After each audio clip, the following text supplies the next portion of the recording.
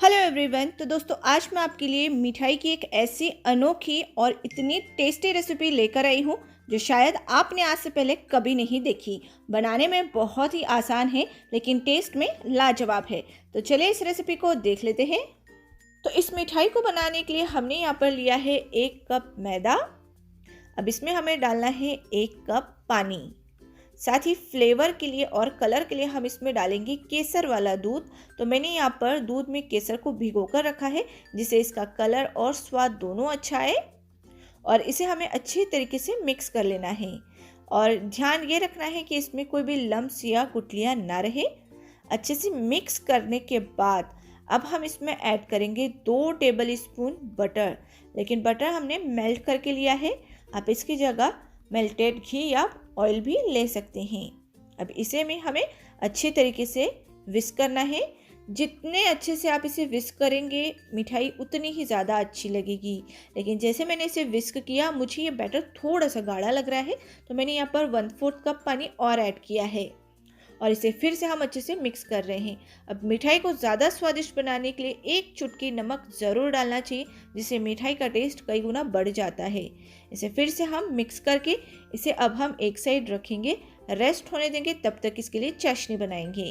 तो चाशनी बनाने के लिए मैंने यहाँ पर लिया है 1.5 कप शक्कर। इसमें हम डालेंगे 1 कप पानी। साथ ही फ्लेवर के लिए हमने फिर से इसमें केसर डाला है, आप इसे स्किप कर सकते हैं। और अब इसमें डालेंगे हम 1 स्लाइस नींबू का और 2 हरी इलायची। अब नींबू का स्लाइस डालने से एक तो शक्कर जो है वो जमेगी नहीं, क्रिस्टलाइज नहीं होगी, जिससे मिठाई रस भरी रहेगी। और साथ ही लेमन का जो हल्का खट्टा टेस्ट है इस मिठाई में बहुत अच्छा आता है। अब इसे हाई फ्लेम पर हमें उबाल लेना है और जैसे इसमें उबाल आने लगे हमें गैस की फ्लेम बंद करके इसे एक साइड रखना है। वैसे इस मिठाई के लिए हमें थोड़ी गर्म चाशनी ही लगेगी। अब ये नींबू का जो स्लाइस है इसे निकाल देंगे। फ्लेवर इसमें बहुत अच्छे से आ चुका है और इसे हम एक साइड रखकर अब मिठाई के लिए हम शीट बनाएंगे जो इस मिठाई को बिल्कुल नया एक टेस्ट और बिल्कुल नई तरीके की ये मिठाई है। तो यहाँ पर हमने एक नॉनस्टिक तवा ले लिया है, इसे हमें हल्का घी लगाकर ग्रीस करना है। और अब हम इसमें ये बैटर डालेंगे और इसे चम्मच से फैलाएंगे जैसे हम डोसे का बैटर फैलाते हैं। तो दोस्तों ये बहुत ही पतली पतली शीट बनती है और जिन्हें इस तरीके से फैलाना नहीं आता है उनके लिए भी एक बहुत ही इजी ट्रिक है। तो दोस्तों देखिए ये लगभग 1 मिनट में ही शीट पकने लगेगी और इसके साइड के जो किनारे हैं वो अपने आप ही ये छोड़ने लगता है। मतलब आपको बार बार घी लगाने की ज़रूरत नहीं है, एक बार ग्रीस करना है और उसके बाद बिना तेल या घी लगाए आप इस शीट को बना सकते हैं। ये देखिए कलर बहुत ही सुंदर आया है और साथ ही जो केसर हमने डाला है इससे इसका फ्लेवर और भी ज़्यादा बढ़ जाता है। दूसरी साइड भी हमें इसे आधे मिनट के लिए सेकना है और ये हमारी शीट अब बनकर तैयार हो चुकी है।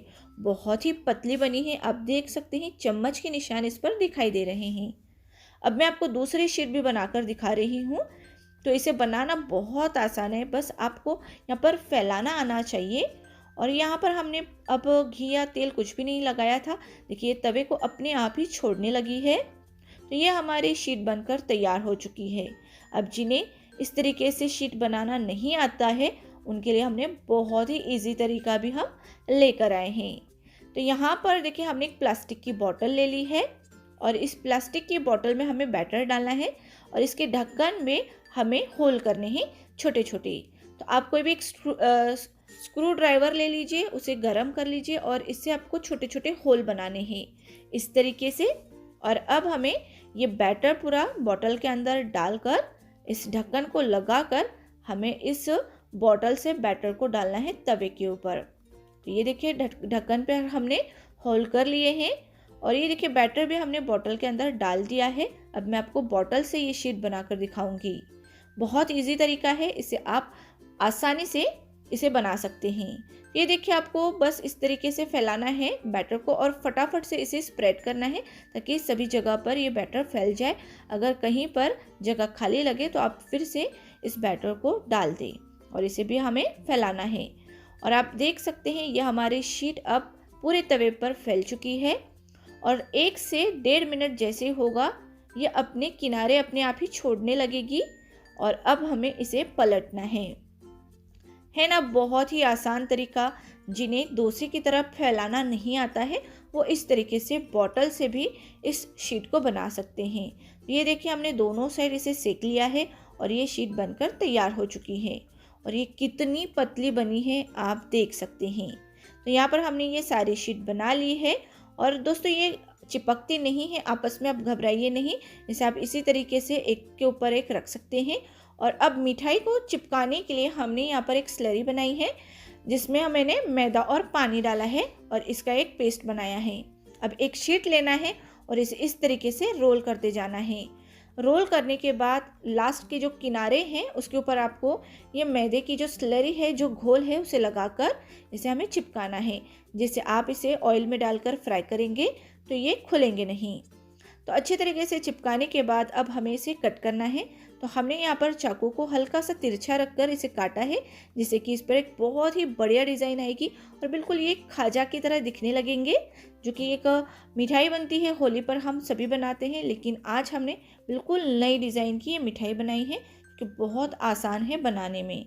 ये देखिए अब इसी तरीके से हमने ये मिठाई पूरी तैयार कर ली है। बस अब हम इसे फ्राई करेंगे। फ्राई करने के लिए हमने ऑयल को गर्म करने के लिए रख दिया है और इसमें हमें ये सारी मिठाई डाल देनी है, लेकिन एक बैच में जितनी है उतनी ही डालिए। और जैसे जैसे हम इसे फ्राई करेंगे आप देख सकते हैं मिठाई के लेयर्स बिल्कुल भी नहीं खुले हैं, लेकिन अंदर से इसकी डिज़ाइन बहुत ही खूबसूरत आएगी। और इसे आपको हाई फ्लेम पर रखकर फ्राई नहीं करना है। थोड़ा सा फ्राई करने के बाद इसे मीडियम फ्लेम पर गोल्डन कलर आने तक फ्राई करना है। तो ये देखिए हमने इसे फ्राई कर लिया है और इसी तरीके से हमें गर्मा गर्म इस मिठाई को निकाल कर हल्की गर्म चाशनी में डालना है ताकि जो मिठाई है वो चाशनी को जल्दी से पी ले। आप देख सकते हैं इस पर किस तरीके से बबल्स आ रहे हैं, इसका मतलब मिठाई चाशनी को बहुत अच्छे से पी रही है। अब इसे 5 मिनट के लिए हमें बस इसी तरीके से रखना है, लेकिन उसके पहले आप चम्मच से थोड़ा सा हिला दीजिए ताकि जो मिठाई है वो चाशनी में अच्छे से डूब जाए। अब 5 मिनट के बाद हमें इस मिठाई को निकालकर एक स्ट्रेनर में रखना है ताकि एक्स्ट्रा की जो चाशनी है वो एक बोल में आ जाए। तो इसी तरीके से हमने दूसरा जो बैच था उसे फ्राई कर लिया है और इसे भी हमने चाशनी में 5 मिनट रखकर इसे निकाल लिया है। तो यह हमारी मिठाई बनकर तैयार है जो कि बहुत ही यूनिक है, जो शायद आपने आज से पहले कहीं नहीं देखी। और इसे हमने पिस्ता की कतरन और सिल्वर वर्क से गार्निश किया है।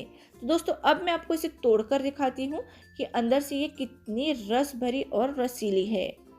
ये देखिए जैसे मैंने इसे तोड़ा आप देख सकते हैं बिल्कुल अंदर में इसकी शुगर सिरप जो चाशनी है वो बहुत अच्छे से जा चुकी है। और इस होली पर इस नई मिठाई का मज़ा आप ज़रूर लीजिए।